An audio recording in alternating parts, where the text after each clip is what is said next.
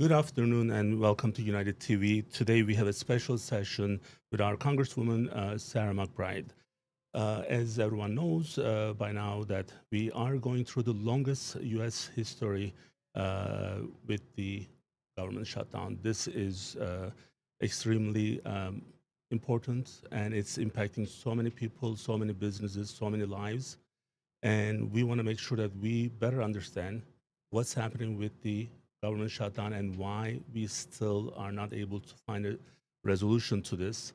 And Sarah McBride, who is always looking for bipartisan solutions, resolutions, even she's having issues with this, and she's in DC, and she is going to let us know what's happening. Sarah, how are you doing?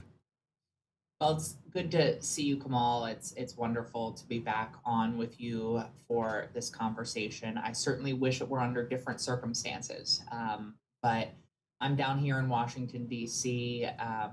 As you mentioned, ready to roll up my sleeves alongside my Democratic colleagues to find a bipartisan path forward to reopen government and address some of the urgent issues that I know many of my constituents are grappling with, Mhm. specifically as it relates to the expiration of the Affordable Care Act tax credits and the healthcare cost crisis that many Delawareans and millions of Americans will be facing. So I'm hanging in there, but I know many are struggling right now, and that reality weighs on my shoulders in urgently feeling a need to resolve this shutdown, and I hope it weighs on my Republican colleagues' shoulders. But unfortunately, most of them aren't here for me to have conversations with them. So why are they not there? That's the one part that I couldn't really understand. What's happening? Why the Republicans are not in DC? Well, I think what's to sort of set the stage. I'll go back a little bit and step back and start really in August, because I think to understand where we are right now, one has to understand how we got here. Mhm. And in August, we knew that we were heading toward the expiration of the previous budget that had been passed in March, the continuing resolution, as it is called, that was passed in March. We knew that the money for federal operations would expire at the end of September. And so Democrats in August basically came to the figurative negotiating table and said to our Republican colleagues, we're ready to work with you to keep government open and to solve the healthcare crisis that we're barreling toward, including the well known fact that the Affordable Care Act tax credits were about to expire. These tax credits, as you very well know, Mhm. Kamal, but as many of your viewers might not know, these tax credits help to maintain affordability on the individual marketplace, in the individual marketplace for those healthcare plans that have been created and regulated by the Affordable Care Act. 50,000 Delawareans rely on these tax credits to make healthcare affordable for them, to Mhm. bring down the cost of their premiums. The expiration of these tax credits could result in thousands of Delawareans seeing their healthcare premiums not just increase 20 or 30%, which is an already unsustainable increase for many, but for many Delawareans, they will see their health care premiums increase 100, 200, 300%. So we were at the negotiating table. We said, work with us. To pass a budget resolution with a bipartisan coalition. There's got to be bipartisan conversation. There's got to be bipartisan compromise. There's got to be bipartisan agreement. Work with us. We're here. We're ready. And Republicans said, no, we don't want to have to engage with you. We don't want to work with you. We don't want to have a conversation. It's going to be our way or the highway. And so in mid September, the Speaker of the House of Representatives put forward a partisan budget, a partisan continuing resolution to the floor. It passed on essentially party line votes. Again, a byproduct of a process that did not include any Democrats in the negotiating phase or the drafting phase. And then the Speaker said, we've now passed this budget. We're going to go home. We're going to go home for essentially two reasons. One is they wanted to what's called jam the Senate. They wanted to pass this partisan budget on a party line vote, essentially, Mhm. and then send it over to the Senate and say, take it or leave it. Pass our party line budget or risk the government shutting down. And so that's one of the reasons why the House shut down and went home. The other reason was because we were on the verge of the election of a representative in Arizona named Adelita Grijalva, who would have been the 218th signature, the final necessary signature on what's called a discharge petition to force a vote on the release of the Epstein files. And Mike Johnson doesn't want transparency. He wants to continue to cover for Jeffrey Epstein and his enablers, which may include people in very powerful positions. Hmm. And so they shut down the government in order to, or shut down the House in order to prevent Representative-elect Adelita Grijalva from being sworn in so that she couldn't then sign that petition. And so because of that, we're now in a government shutdown because the Senate, unsurprisingly, couldn't pass the partisan budget that the House passed. And Donald Trump, John Thune, the leader of the Senate Republicans, and Mike Johnson, the leader of the House Republicans, have all said, we're going to continue to not negotiate with Democrats. And that's why we're here. Democrats are here, ready to negotiate, ready to reopen government, but the Republican leadership is nowhere to be seen in those negotiations. So this is this is extremely kind of like dangerous situation right now because what we are talking about is almost 900,000 federal employees at the verge of furlough, and roughly 2 million federal workers. They may not be able to get a paycheck, Yeah. and this is 2 million people we are talking about. 20% of DC population is going to be impacted with this, just DC alone, and this can cost anywhere from 7 to 14 billion to the U.S. economy, and this is not going to benefit anyone. And now, from the healthcare standpoint, as you know, we are a healthcare provider, and we see this in so many different ways. But from the healthcare side, it's even more impactful because of the Affordable Care Act and what's happening with the open enrollment. One of the things that I was thinking Dr. Mehmet would be joining us, and he's the head of CMS. He would at least tell us what his plans are. And then his response to us was, I'm not allowed to join podcast. I'm like, well, people want to know, Dr. Oz, like, why are you not coming and telling us what your plan is? Because there's Medicare Advantage programs.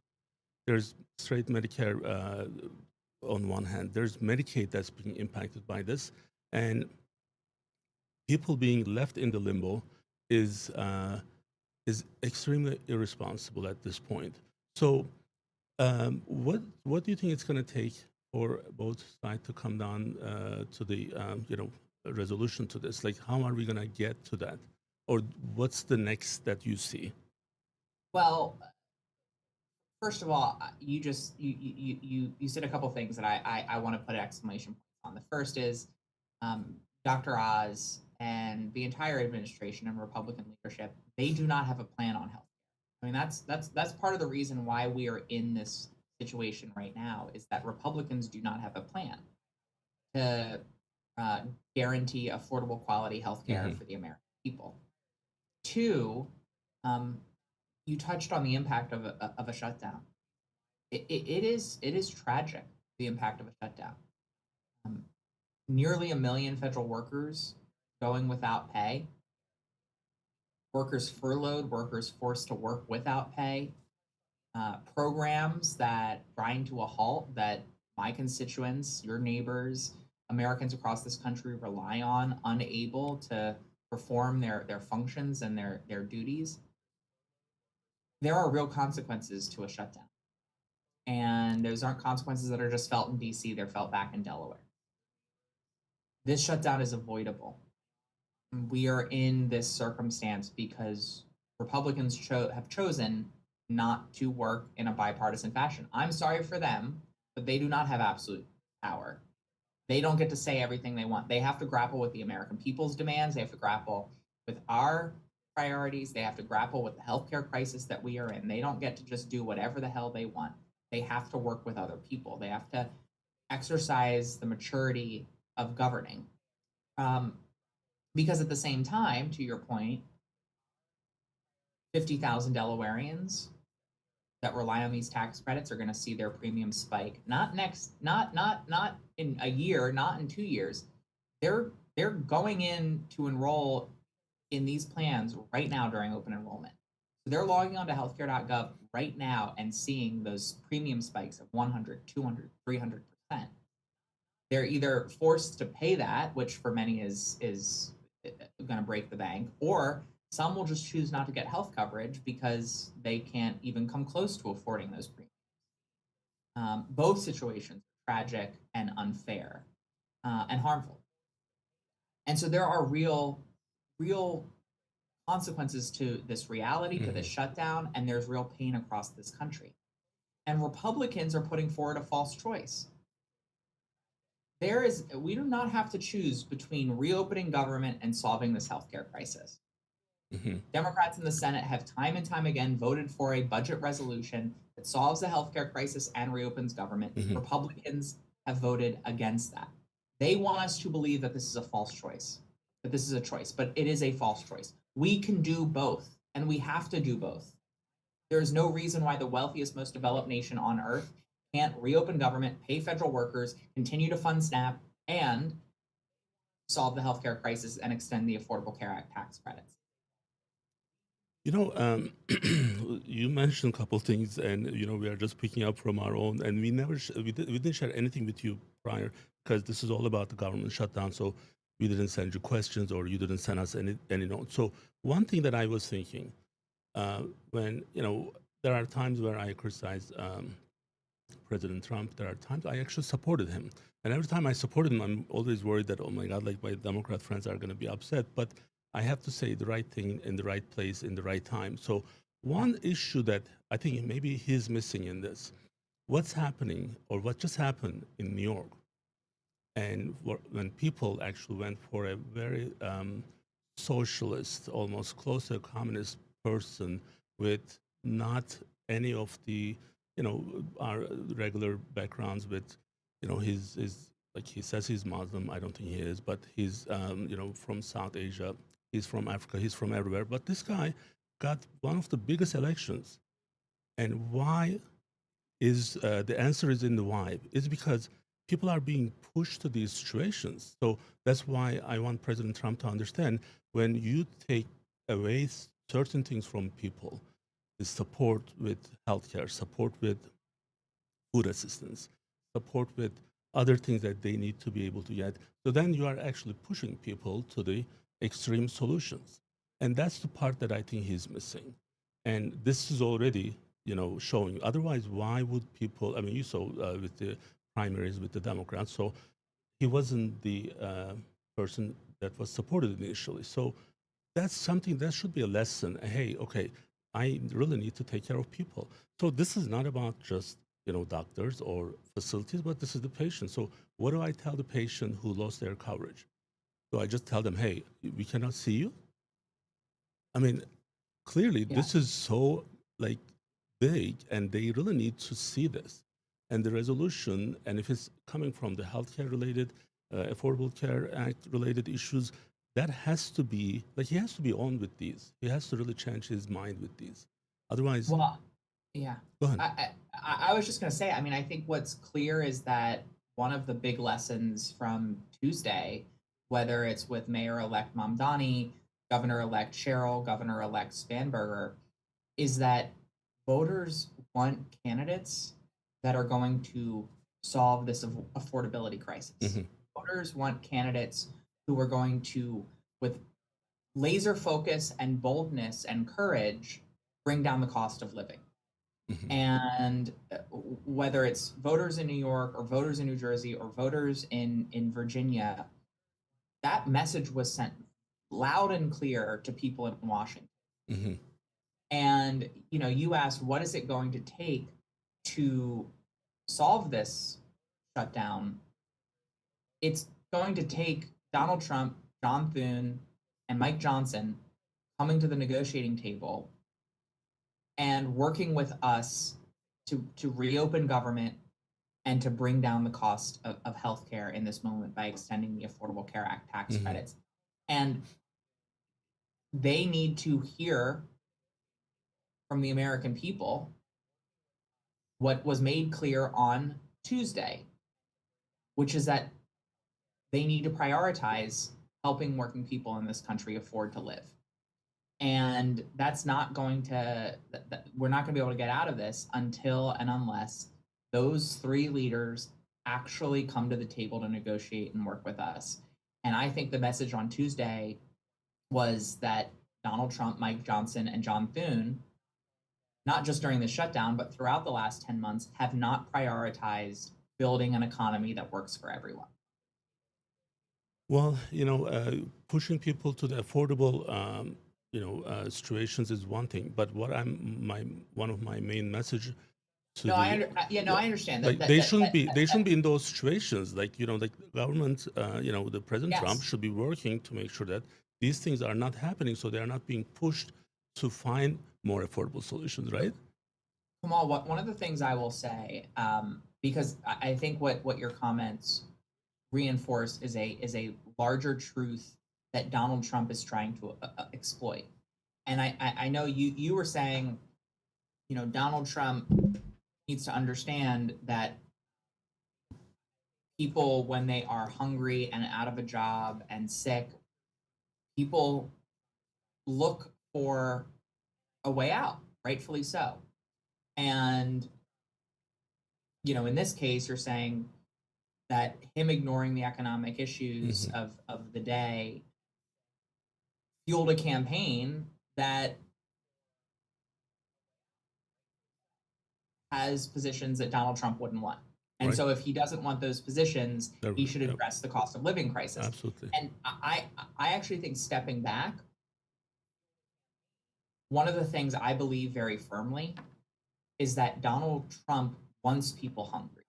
He wants people out of a job. He wants people sick because he knows, maybe in New York City, the economic desperation leads people to support very, very bold economic Mm-hmm. policy there. But he knows that what is often the case is that economic distress, economic uncertainty is also something that can be exploited by strongmen and authoritarians. One of the first speech that I gave on the floor of the House of Representatives, I quoted from Franklin Roosevelt's 1944 State of the Union, where Franklin Roosevelt says, "Necessitous people are not free people. People who are hungry and out of a job are the things that dictatorships are made of." And so when people say the cruelty is the point for Donald Trump, that is because the anger and the fear and the hopelessness that people feel when they are facing poverty and a lack of healthcare and a lack of housing, that is anger that authoritarian wannabes can take advantage of, and that he has tried to take advantage of over the last decade.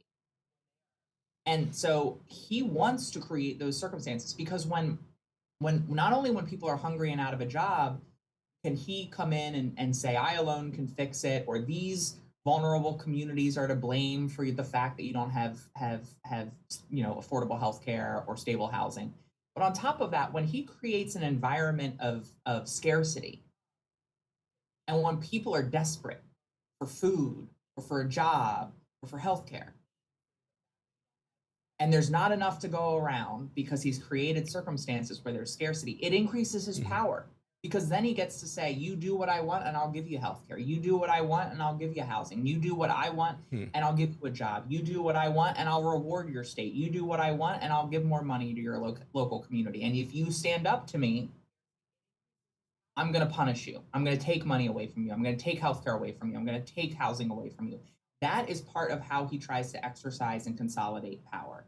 And so I think what you've just described is actually part of his game plan, because he wants people angry and hungry and poorer so that he can exploit them. Well, there's Mamdani's.